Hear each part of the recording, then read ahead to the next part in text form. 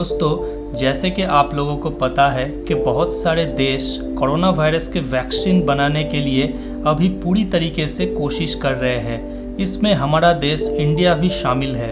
तो दोस्तों, इस वीडियो में मैं बात करने वाला हूं कि ये वैक्सीन आखिर में क्या है, कैसे बनते हैं और कैसे ये बहुत सारे बीमारियों से लड़ने के लिए मददगार होता है। तो वैक्सीन के बारे में जानने के लिए इस वीडियो को बिना स्किप किए आखिर तक ज़रूर देखिए। मुझे उम्मीद है कि ये वीडियो आपको अच्छा लगेगा। तो चलिए शुरू करते हैं। दोस्तों, 1796 में साइंटिस्ट एडवर्ड जेनर ने कैलपॉक्स वायरस के कुछ मटेरियल निकाल के एक 8 साल के लड़के के शरीर में इंजेक्ट किया था। जेनर को ये लगा कि इससे लोगों को बहुत खतरनाक स्मॉल पॉक्स वायरस से बचाने का उपाय मिलेगा। उनका ये प्रयोग सफल हुआ। इससे वो लड़के के शरीर के अंदर उस वायरस से लड़ने के लिए प्रतिरोधक क्षमता बन गया और ये था दुनिया का पहला वैक्सीन। लेकिन दोस्तों, आप लोग ये सोच रहे हैं कि ये तरीका आखिर काम कैसे किया। इसको समझने के लिए पहले हमें ये जानना पड़ेगा कि कैसे हमारा इम्यून सिस्टम हमें तरह तरह की बीमारियों से बचाता है। जब बाहर से कोई भी जीवाणु या पैथोजेंस हमारे शरीर में प्रवेश करता है, तब हमारा जो इम्यून सिस्टम है वो तुरंत रिस्पॉन्ड करते हुए उस चीज़ के पहचान या शनाख्त करके उस जीवाणु को हमारे शरीर से बाहर निकालने की कोशिश में जुट जाती है।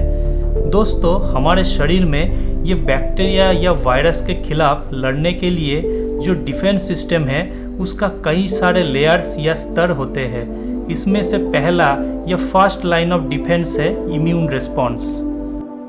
दोस्तों, इस इम्यून रिस्पॉन्स के कई तरह के लक्षण हो सकता है, जैसे कि काफिंग या खांसना, स्नीजिंग या नाक से पानी बाहर आना, इन्फ्लेमेशन या सूजन या फिर बुखार होना।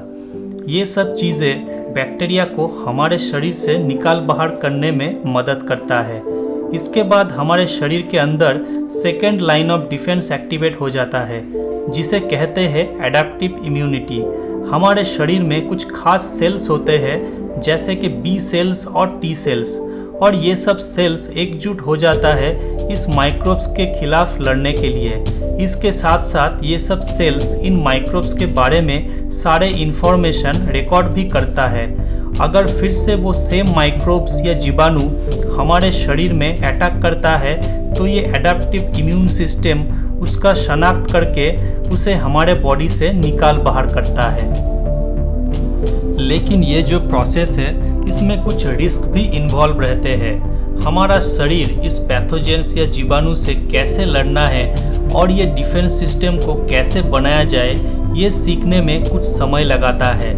लेकिन दोस्तों, बुजुर्गों और जो माइनर्स होता है उसकी बॉडी काफ़ी वीक होती है ये सब जीवाणु के खिलाफ लड़ने के लिए, और तब ये उनके शरीर के लिए काफ़ी बड़ा रिस्क साबित हो सकता है, खास करके अगर वो पैथोजेंस बहुत स्ट्रॉन्ग या सीवियर हो तो। लेकिन अगर हम लोग इस पैथोजेंस के अटैक से पहले ही हमारे बॉडी को इस इम्यून रिस्पॉन्स के लिए तैयार रखें तो कैसा होगा। दोस्तों, यहाँ पे ही वैक्सीन का मेन भूमिका है। तो वैक्सीन का प्रिंसिपल वो सेम होता है जो हमारे बॉडी करता है जब कोई माइक्रोब्स हमारे बॉडी में एंटर करता है।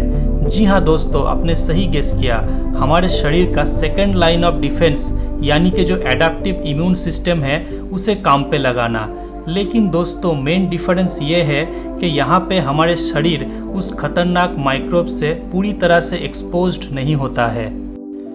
इस तरह से काफ़ी सारे वैक्सीन प्रोड्यूस किया जाता है। ये वैक्सीन बनाने का भी काफ़ी सारे अलग अलग तकनीक होता है।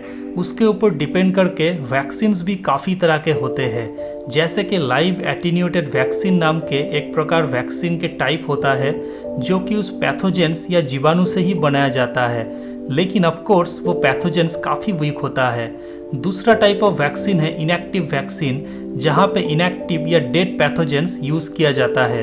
तो इस तरह से जिंदा या मुर्दा पैथोजेन से बनाया ये वायरस हमारे शरीर का इम्यून रिस्पॉन्स को ट्रिगर करता है। तो ये वैक्सीन हमारे बॉडी को पहले से ही वो अटैक से कैसे मुकाबला करना है वो सिखाता है। लेकिन प्रॉब्लम ये है कि ये लाइव या एटीन्यूएटेड वैक्सीन बनाना काफ़ी मुश्किल का काम है। और दूसरी बात ये है कि क्योंकि वो एक्चुअल में पैथोजेंस यूज़ किया जाता है इस तरह के वैक्सीन बनाने के लिए, इसके कारण ये वैक्सीन उन लोगों के लिए ठीक नहीं है जिनका इम्यून सिस्टम पहले से ही काफ़ी वीक हो। और जो इनएक्टिव वैक्सीन होता है वो लॉन्ग लास्टिंग इम्यूनिटी प्रदान नहीं करता है। तीसरा टाइप का जो वैक्सीन है उसे कहते हैं सब यूनिट वैक्सीन। ये वैक्सीन उस पैथोजन के एक छोटा सा हिस्से से ही बनाया जाता है जिसे कहते हैं एंटीजन। ये एंटीजन ही हमारे इम्यून रिस्पॉन्स को ट्रिगर करता है। कभी कभी ये एंटीजन का कोई एक स्पेसिफिक कंपोनेंट को भी आइसोलेट किया जाता है, जैसे कि प्रोटीन या पॉलीसैकेराइड। ये सब वैक्सीन हमारे शरीर में कोई पर्टिकुलर इम्यून रिस्पॉन्स को ही ट्रिगर करता है। दोस्तों, साइंटिस्ट आज के टाइम पे एक और नई तरीके की वैक्सीन बनाने में जोर दे रहे हैं जिसे कहते हैं डीएनए वैक्सीन।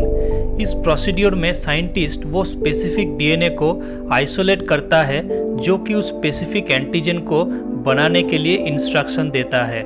दोस्तों, ये डीएनए और जीन्स क्या है ये मैंने पहले एक वीडियो में बताया है। आप चाहे तो इसे ऊपर वाले ये लिंक पे क्लिक करके बाद में देख सकते हैं। तो दोस्तों, वो डीएनए बेस्ड वैक्सीन जब हमारे शरीर में इंजेक्ट किया जाता है तब वो जीन्स कुछ स्पेसिफिक एंटीजन बनाने के लिए इंस्ट्रक्शन देता है सेल्स के अंदर। इससे इम्यून रिस्पॉन्स बहुत बढ़ जाता है हमारे शरीर में और हमारा बॉडी कोई भी फ्यूचर में आने वाला इस तरह के वायरल थ्रेट के लिए प्रिपेयर हो जाता है। और सबसे इम्पॉर्टेंट बात यह है कि क्योंकि उस वैक्सीन के अंदर कुछ स्पेसिफिक जेनेटिक मटेरियल्स ही रहते हैं उस पैथोजेंस के, तो ये उस पेशेंट्स को किसी भी तरह से हार्म नहीं करता। दोस्तों, ये टेक्नोलॉजी अभी डेवलपमेंट स्टेज में है, लेकिन श्योरली इस तरह के वैक्सीन आने वाले दिनों में काफ़ी मददगार साबित होगा। इस तरह के वैक्सीन का डेवलपमेंट हमें कई सारे खतरनाक बीमारियों को ख़त्म करने के लिए मददगार साबित हो सकता है, जैसे कि HIV, मलेरिया या इबोला। दोस्तों, अगले वीडियो में मैं बात करने वाला हूं कि कोई भी वैक्सीन को डेवलप करने का जो डिफरेंट सर्टिफाइड स्टेप्स होता है उसके बारे में। अगर आपको ये वीडियो अच्छा लगा हो तो मेरे चैनल केम्बायोसिस को सब्सक्राइब कर सकते हैं आप लोग। यहाँ तक इस वीडियो को देखने के लिए आप सब लोगों को बहुत बहुत धन्यवाद। मिलते हैं अगले वीडियो में, तब तक अपना बहुत ख्याल रखिए। Thank you.